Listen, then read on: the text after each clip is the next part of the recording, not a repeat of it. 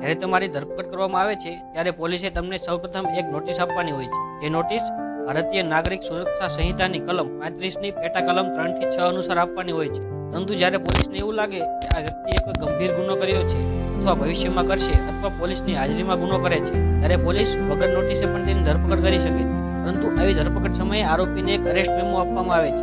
આ અરેસ્ટ મેમોમાં આરોપીનું નામ, સરનામું, કયા સમયે કયા સ્થળેથી ધરપકડ કરવામાં આવી છે વગેરે જેવી બાબતો દર્શાવવામાં આવેલી હોય છે અને આરોપીની તેમાં સહી પણ હોય છે અને સાક્ષીની સહી પણ હોય છે. પરંતુ આ મેમોમાં કયા કારણોસર ધરપકડ કરવામાં આવી તેની માહિતી આપવામાં આવતી નથી. તેથી ધરપકડ સમયે આરોપીને એ જાણવાનો બંધારણીય અધિકાર છે કે તેની ધરપકડ કયા કારણોસર કરવામાં આવી.